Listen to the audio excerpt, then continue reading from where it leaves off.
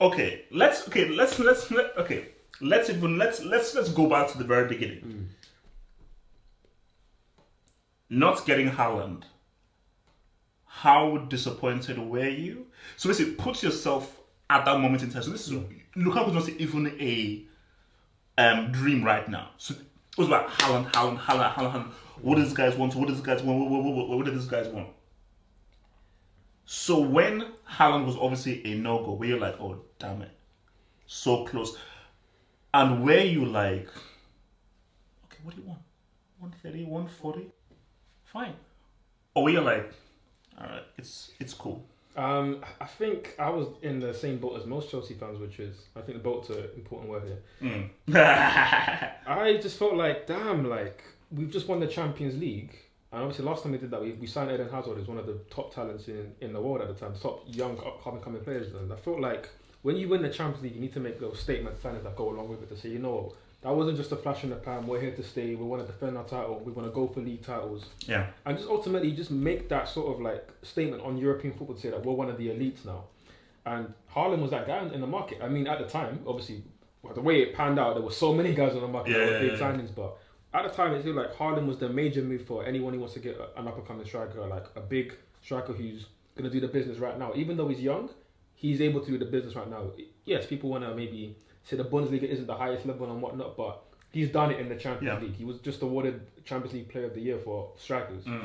So I was upset that we didn't get him. I was upset that Roman didn't like put all the money into it, invite him to the boat, invite him to the yacht, like, you know, send him the whole story and how. What was that story? Because I was reading a story that like Bram said, I'm specifically going to make it my effort to get Haaland. Yeah. So I thought, no, it's a done deal. And that's the thing, like, yes, there's the whole release because he has next season of 80 million, but right now, when we can afford it, and that's the guy on the market that makes sense. He fits the profile, big, strong, powerful. There's not going to be any doubts about settling into the physicality of the Premier League. The Premier League is going to have to adjust to Haaland. That's how I saw it. So the fact that we didn't get him over the line was very, very annoying to the fact that we have the money. Go and spend over the top because you're going to recoup that in the merchandise value. Because I think like he's a very marketable person. And he's only, 21, 22? He's been for 6-7 years. And then potentially maybe he wants to move on to a Real Madrid or a Barcelona. Cool. Then we get our money back, if not more. Yeah. So it's like, go all out for it. So the fact that we didn't get him, it was disappointing. And then when you looked at the market, you didn't see many options that were available. Again, Lewandowski only later on said that I'm open to a new challenge. But again, and obviously Harry Kane was there as an option, but he only had his eyes set on Man City. And again, is Levy going to do business with Chelsea? Yeah. Unlikely. So when you look at all the top strikers in the world, there wasn't really many options. We weren't going to get a CR7.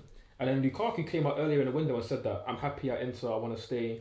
They had already sold Hakimi to PSG, so it looked like, again, they ain't going to sell all of their top talent. So for me, it looked like, damn, if it's not Haaland, then who? Because I don't want to then, no offense, because I like this player, but I don't want to go from Haaland to Danny Ings. Like, that's not something you make when you win the Champions League. So you mean to not cause any offense? No, I do. Hell no! The hell, Danny Ings? I like Danny Ings. I think he's going to score a lot of goals. For the UCL winners? No. I like Danny Ings for Aston Villa. He's going to score a lot of goals. Oh, no. For Villa, I think he's great and so forth. Yeah. He's got a nice overhead kick the other day as well. Yeah. But good. Yeah, at the same time, for Chelsea, like, no. And even for after winning the Champions League, we need to make a statement. So I was upset, man. I was mad. I was ready to storm Stamford Bridge and the man. And also, I'm wearing their shirt. Oh, wait, show them who's on the back. I'm sure they can see your boy. Wait. Straighten your back a bit. Yeah, there we go. The real boy. The real man. I know we've said Ronaldo a couple of times already earlier today, but that's the real Ronaldo. That's the real one. That's the real Ronaldo man. So, did you think something was up when Conte just up and left? That something might be brewing at Inter. And then Hakimi left. And you're like, something's up. Because, see, the Lukaku one came out of nowhere. But my thing is that, I think, because how do you win a Scudetto?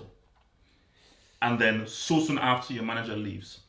Because the whole thing was that the Premier said, like, they ran into some financial issues. And Conte was like, okay, I want the Scudetto. So, funds. Sorry, man, you have to now sell. Excuse me? So, wait, I just want the Scudetto and I have to now sell, guys? Oh, I'm out. Now, Hakimi's seen that, these guys are not serious. PSG, okay, let me go. And Lukaku, they built like a whole mural of him. Yeah. At Inter and everything, like beautiful mural and everything. So he really loved them. So Inter, because I think he even said something about, I will now explain like afterwards and everything. So my thing was, I do feel there was a scenario where all the players were like, okay, something weird is happening here. And I think these guys are not really too serious about the project going forward. Now kick it over to you. Do you think this is a Pogba situation? And by that I mean, ever since Lukaku left Chelsea, he was always like, I have to come back here. Or was it just a sense of fortuitous events? Let me spin it like this. Let's say Conte stayed. Inter had the money and so forth. Would Lukaku still think that I have to come back to Chelsea? I think he would, but there wouldn't be the same haste to go and do it. Because again, like you make the point, it's a sorry state of affairs for Italian football that their champions go into the next season and they've lost their best younger player in Hakimi. They've lost their manager in Conte. Madness. And then they've gone and lost the MVP of the entire league last season in Lukaku, their main striker. It's sad for them, but again, their losses are game, bro. I don't care. I just felt like Lukaku always wanted to go and prove himself again in the Premier League. I feel like he likes English football. He obviously grew up as a Chelsea fan. That was even the story beforehand, so it's not like he's making it up now that, I guess it's something that I can fall back on. He's always been a Chelsea fan. He grew up on guys like Didier Drogba. Yeah, because I think I've seen that video where he goes to Stamford Bridge. Yeah. So I hope to play. Yeah. And then he's there daydreaming, and the guy's like, come inside, come. So he's like, no, I'm not daydreaming. I'm going to play here one day. I'm going to make it. And he came here, obviously at a young age, and it's difficult when you're playing under the likes of Didier Drogba, Nelka. Obviously, then we're going to sign Torres for 50 million. Like, it's difficult to get the minutes that you need. But he's gone away. He's worked on his game. Did it at West Brom. Did it at Everton. He did it at Man United for the first season. People forget that he had a really good season that first season. Second season, it dipped a bit once Oli came in. Didn't really fancy him the same way. But then obviously then he's gone to Inter Milan and he's worked in his game again. Yeah. And then won a league title. So now he's not just a hungry player coming back to Chelsea, but he's a hungry player who's also a winner. Who's got experience of playing with big players. And has improved it a lot. And that's the main thing I want to get to, which is he's always been... You know what? It was a lazy comparison comparing it to Drogba growing up, but there were so many similarities in the way that they played, because you'll remember that Drogba at Marseille was more of like a running behind striker. Yes, he had a great build, but he was always about running in behind. Yeah. It was only until later with Chelsea that he developed playing more back to goal. Back to goal. Yeah. And it took time for that, but he didn't. He wasn't just naturally. Yeah, he was more on the front foot at Marseille. Yes, and at the early days with Chelsea, it took him a while to then develop the back to play goal, because then he was able to go in behind and then drop into pockets, and that's how he got so many assists. Yeah. Same with Lukaku. Lukaku, when he came to us at West Brom, at Everton, was always about running in behind. At Man United, it was kind of caught in between with a system that didn't really suit him, playing by himself up front, isolated. And then obviously he put on a lot of weight. I think there was like health issues there, which made him just end up holding on to a lot more fat, which didn't help for his mobility, which was a big part of something. And I think Reece James have actually listened to him, because for Reece James, he needs to be slimmer. Yeah, he's come back a lot slimmer. Because I said the issue with Reece James is that because he's so well built, it was very hard for him to now turn. So whenever he had the ball and there was someone on him, he found it very hard to quickly turn. Yeah. He's slimmer right now. He moves so much more freely, which was very key. So he had a good start to the season as well. But with Lukaku, obviously the weight issues weren't great at United, but then he moved to Inter for again another big fee. Yeah. And Conte, and he's already told Lukaku's told the story many times about how as soon as he came in with Conte, what he did was he put him on the biggest centre back there with Ranocchia. I told him, I'm going to make Ranocchia literally go straight into you from behind. Yeah. Like 10 times in a row. And you're going to have to try and hold the ball up. We're going to pass it to you. Hold the ball up. And then play guys in behind with passes. And that's how he worked on his back to goal play. So it wasn't great to start with. It took a while to build up. But again, I don't need to talk about how well he's done it. He's proven it. He's won a Serie A title. So he ended a 10-year dynasty for Juventus. So I'm going to now try and play the bad guy now. So let me now come with what the streets have been saying. The streets. So they say that, again, they look at the Liverpool game. So Arsenal, he was amazing, awesome, amazing debut. They look at the Liverpool game and they say that, okay, there's obviously that meme of him dribbling and then the ball is behind him when he tries to dribble and so forth. Yeah. And how Matip and Van Dijk kept him very quiet in that game. And now that's what the streets are saying, that Lukaku, Sims, all that kind of stuff. Yeah. Now what I say is, this is what I said, because this is what I say. Lukaku is there to start bad and to score against the smaller teams. The bigger teams, big games, the vets. So we didn't see all finals done what we did against Liverpool.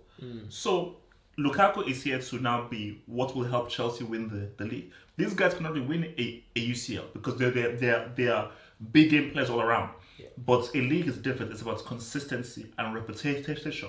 And you need a go-to guy for repetition. That's what Lukaku brings. So, what is your assessment on that? Because I think Lukaku's weakness, big teams, top quality, the defenders, he doesn't really stack up well. Like, that's why I can't put him next to Benzema, next to Lewandowski, next to Cannibal Suarez, because although Cannibal Suarez in his season with Liverpool didn't score against the top 6 sides as good as that season was, but still when he moved to Barcelona he was insane. Yeah. Do you believe Lukaku against the best teams, the best defenders, can do what Drogba did, where we needed to score a striker, you can come in and score? In a word, yes. I believe he can, and he had a good big game record in the Serie A, and I think the Serie A, for me at least, I would say is top 3 leagues in the world. But yeah, people want to say that, it's not the highest level and you've got to prove yourself in the Premier. And I understand that. It's not just because you've done it in the Serie A and you've done it obviously for Belgium as well, doesn't mean that there's a guarantee of doing it in the Premier League. So obviously I'm going to just let him do it because I know he will do it. Yeah. He will do it in the big games. Yes, okay. He done it against Arsenal, not a big team anymore, and also with their backup centre-backs. But it was an amazing debut and he showed his back-to-play goal, which is going to be effective against all kind of teams. And even at times it was effective against Liverpool. Yeah, Liverpool kept him relatively quiet. Obviously, with the 10 minute didn't help. But he also gave Van Dijk and Matip a lot of trouble, especially Matip. I mean, even in the first half, he bullied Van Dijk at one point, sent him into the floor, spinning around. He spanned Matip a couple of times, which led to some chances that Mason Mount had, which Robertson cleared off the line. Yeah. There was also one second half where he posted well on Matip, like he was doing to Pablo Mari all game.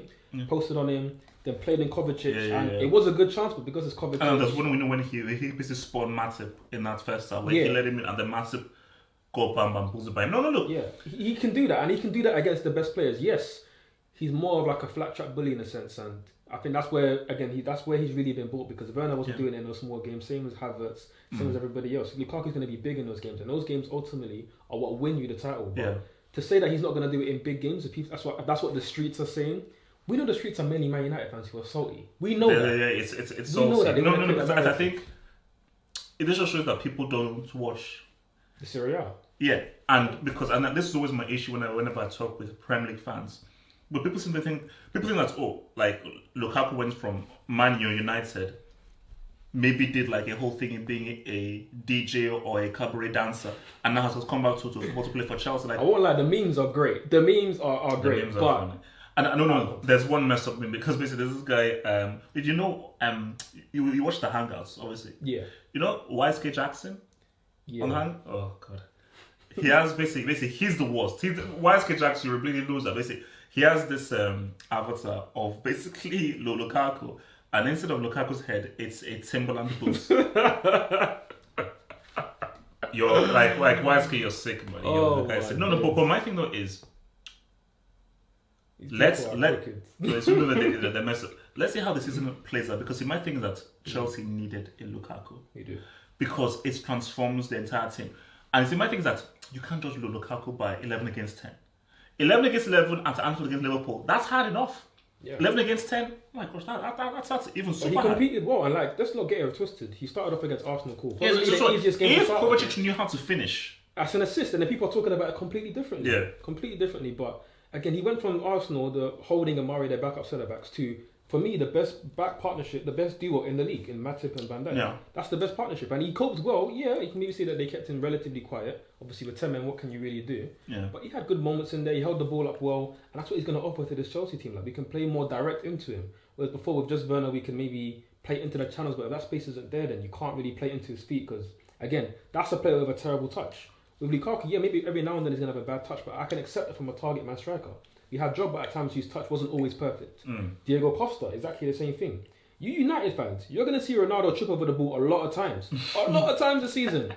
So don't get it twisted. This happens to strikers, but ultimately, it's about what you do in those games. It's about putting up those numbers, scoring goals in the smaller games, also in the big games, which I think he will do. And before, Chelsea didn't have anybody who could guarantee you 15, 20 plus goals. For me, Lukaku this season, if he plays all 37 games, because he missed the first game, he guarantees you 25 plus goals. God damn, that's a big 100%. time. 100%. That's... Clip this up. Get on Wait, this. oh, okay. Oh, Lord, okay. I'm not sure I can go... I can maybe give you 16, 17. I can maybe go 20. Wait. You can only just about go 20 with Lukaku in this team. Again, the stats on this show that Lukaku will score goals. It's proven. Last season when Tuchel came in. No. Let me land. You eat that, Chris. Let me land. When Tuchel came in, we had the most chances created of any team since Tuchel came in the league. This wasn't even counting Champions League. In the league, we had the most chances created. The most clear-cut, I think second most clear-cut chances created. And we know, again, those are all the stats. We know of our eyes. We saw many chances that were missed by the likes of Bernard, by the likes of, by the way, I'm not saying it wrong. His name is Bernard. Bernard. Havertz finishing at times is quite erratic, but again, he's young, he'll get better, but his finishing isn't great. You know, guys wanted Havertz to be striker. He can do the false nothing every now and then, but he's not somebody who's going to guarantee you 20 plus scores. He's not a consistent finisher like that. No. Mason Mount's finishing at times is erratic. These are all young players. We needed somebody in there who's going to guarantee that, and he's got the profile, he's got the experience, he's got the winning hunger, he's got the desire. He wants it. Lukaku wants it, and he's at a club of his dreams. He's going to deliver. He's going to deliver. He's going to be up there for the Golden Boot, if not winning the Golden Boot. Okay. But why are you hesitant though? Why are you doubting Lukaku and this system that Tuchel's built? Because it's an amazing system. For me, I respect the Serie, but the Serie is different. And I want to, because he's going to score goals. Facts. At 25, I can't be married to 20, 25. Because 25, I can't know 25 is achievable. But come here, 35, boom. 20, okay. 20, let's talk. 20, a guaranteed 25. Let's see what he does over the next week. Because remember, you have to acclimatize. Yeah. And you have to. He's been there and he's done it, and he's got the physical profile to handle it here. Premier League keeps on improving each year. It keeps on changing and evolved himself. No, it's reason, but my thing is that let's just. You know what it is with me? My confidence is in Lukaku. Like, I've got a lot of confidence in Lukaku. Yeah. I'll be honest. Maybe it's even, or maybe even more confidence that I have in Lukaku scoring goals comes from the system, comes from the team behind him. Obviously, the chance creation and the players that are around. And just the fact that Tuchel's he built a beast. Tuchel has built a beast. Yeah. This team's going to create chances. And it's not even a case of if Lukaku say you get 25 plus goals. I think there's a lot of strikers in the world who could get 20 plus goals in this team. I just think because Lukaku's of the upper echelon, for me, world class, he will get 25 plus if he plays all these games, plus also penalties. Our top scorer last season wasn't Werner, wasn't Mount, wasn't Pulisic. It was Jorginho. Yeah.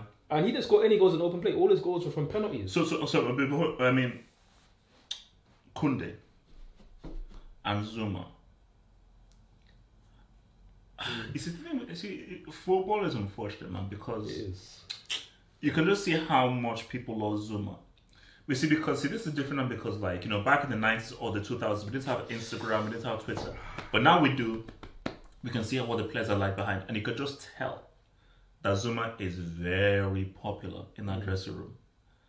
And it is what it is. Yeah, it is. It is what it is. Like, a manager comes and says that I have an idea for how I want my defenders to operate, my midfielders and my attackers to operate. And if you don't operate that way, I've got to look somewhere else. And I think for Zouma, I know how much I'll be like, man, because I like it here. And I'm sure Hudson-Odoi understands that, and I'm sure Tammy understood that. And maybe we'll get to Tammy. Did Chelsea screw this up by not? Did Chelsea screw this up, or did Sevilla screw Chelsea over? Because if you're getting Kunde, shouldn't you already have 100% guaranteed the replacement of Zouma before you allow Zouma to go? It's a difficult one. I mean, what I'll say first of all on Zouma, again, great servant of the club, had 2 stints here. One of my favourite players, so there's always like a natural bias to him, but My biggest thing with Zouma, like when he's been here, is like he just was underappreciated as a player here. Like he was a great defender, again rated by every manager that had him here. A good defender. He knows how to defend. Mourinho was. Remember when we had the transfer ban? Mourinho was like, "Why do Chelsea need to go and buy anybody? They have Zouma right there." And he came in and he done a great job under Lampard. And people forget that. People forget even last season how good he was before Tico came in, because he was in that two partnership with Thiago Silva in the back four, and in the back four, that's where Zouma thrives. He doesn't have to focus too much on ball playing. He's got players around him who can kind of focus on that part. But his defending was immaculate. And he was also a big box threat. Again, he was, I think, the top scoring defender in the league, and he only played half the season. So, but everyone in 2021, defenders now have to be very good on the ball. It's annoying. And that's just the way football has moved. And look, I'm not going to say Zouma was unfortunate, or he was a bit unfortunate and unlucky. I wouldn't say he was hard done by in terms of the amount of minutes he got under Tuchel, because there's players who ultimately fit the system better. So ultimately, I'm happy that he's gone for himself because he deserves first team football. I think, no offense to West Ham fans, I think he could have done a bit better, just because for me he's one of the top centre backs in this league, and he was performing that way until Tuchel came in, or really until the whole Lampard collapse, which I don't know if there's even enough time in the day to go over that one. No reasons. But I think he's an excellent defender. I think it's an excellent signing for West Ham. And to be fair, if they continue challenging for Europe, then I think he'll be a good enough place for Zouma to spend the next 3-4 years of his career. So happy for him. And again, to answer your question about how the centre back situation is played out, for me, maybe I'm in the minority. Chalobah now has to. Exactly, because for me, it's played out perfectly. I think it was time to move Zouma on after winning the Champions League and the Super Cup. Time to move on because he doesn't suit the system. We had a target in Koundé who I think there's a long-term target. I think there's somebody who's going to end up playing for Chelsea one day. And obviously with aging centre-backs like Thiago Silva, Azpilicueta, you want to look at who the next generation is. And if you saw Koundé as that guy, then fair enough, he's that guy. I have my doubts on him as an actual player, to be honest, but I think... Who Koundé? Koundé, yeah. I think he's a bit raw. As a defender or as a player? Sorry, as a defender. As a player, he's great. Oh yeah. And he will suit the system. He's got the same dimensions as an Azpilicueta, and obviously he will suit that right centre back role good. I think defensively he leaves a little bit to be desired, but I think that's more just to do with his age. And as he gets more experience, more acclimatized to the league, he'll get better. I just think the main thing with me that I want to land on with that is that we didn't need to go and pay 70 million for Koundé right now, for somebody who's a good option to have but not a nailed-on starter. Not when Azpilicueta's in this form. We don't need him. We don't actually need him. And in terms of replacing Zouma in the lineup, in the squad, Chalobah's done that. And the thing for me is, I've said for so many years that you can trust these young players, and people are you're just a youth enthusiast, all this nonsense. The academy's overrated. Well, now thanks mainly to the transfer ban, and obviously then Lampard giving these guys an opportunity. We wouldn't have seen Tammy Abraham come in and score 17 league goals. Mason Mount, Reece James, they all got their chance because of the transfer ban. So now we can see, you know what, this Chelsea, if you give them a chance, they can perform. And I've been talking about Chalobah for ages. People will be like, you talk about all the youth players. I mean, I do, because we've got a great youth system. It's proven now. Chalobah has the ability to play in this Chelsea team and be a backup player. No. I mean, for me, we don't need Koundé. Because my thing is that, with a young player like Chalobah now, we'll end the segment here, like, it's huge now. Because he now really has to now come. Because it's real now. With no Koundé, you will now have to now play a large part. But the thing with young players are fearless. Especially when they start well. Yes. Like him scoring that goal against, Crystal Palace. Crystal Palace was huge. Because even the game against Villarreal, very tricky team. He had a few tricky moments here, but he had a very good, strong game. So my thing is that it could be like a blessing in disguise. So you were trying to, Koundé, blah, blah, blah. But you just have a guy right here that costs you nothing. You can very easily come in and do a good job. And this is what Hudson-Odoi is realizing. You don't improve by sitting on the bench. You don't improve by training. You don't improve by playing your 5v5s in training. You improve by 90 minutes, full tilt against the very best teams. You're making mistakes and so forth, but those mistakes and so forth, you're learning from them. And that's how you improve. So the more and more Chalobah plays and so forth, of course he's going to have bad games and so forth, but the more and more he plays, he'll get better, improve, and you could just have a guy turn into a really quality defender and didn't have to pay one couple. Exactly. For and him. I think at Chelsea, we've let go of good centre-backs from the academy like Tomori, Gay. We couldn't make that mistake again with Chalobah because we're trying the Tomori thing is... Yeah, it is. I mean, bloody Maldini said, this is the guy. No, bro. Think about it. Tomori went for 25 million, but then we're chasing Koundé for 70 million. Like, I think they're both the same age. It doesn't make sense. So for me, I'm happy that we didn't... Not that I'm saying Koundé's a bad player, but maybe you can go get him in January or in the summer when, first of all, Sevilla have time to replace him. Because we've gone in too late now to actually secure the bid. And then also, then they're a bit more willing to let him go because now that his contract round down a year, they're thinking, okay, we do at some point want to cash in on this asset that we have.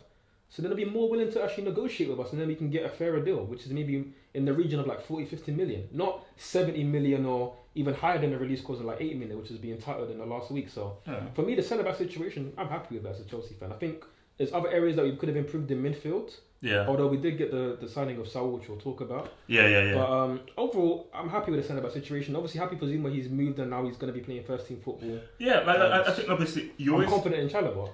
You always, I mean, let's just say honest, I think you always have to be happy when like a guy gets to play. And we'll obviously get into the whole Tammy, Hudson and stuff because you have to play. And I think, but the weird thing though is that I think that it's bothered Tammy and it's bothered Hudson Odoi staying on the bench more than Zouma. I don't think Zouma was that bothered being on the bench. I think he was more happy that I love it here, I have so many friends here. Oh, I never play. Cool, because he's happy-go-lucky, cool and everything. So he wasn't as bothered as Tammy. And Hudson Odoi were sitting on the bench. But so I still think going to West Ham, I just think it's unfortunate now. But yeah.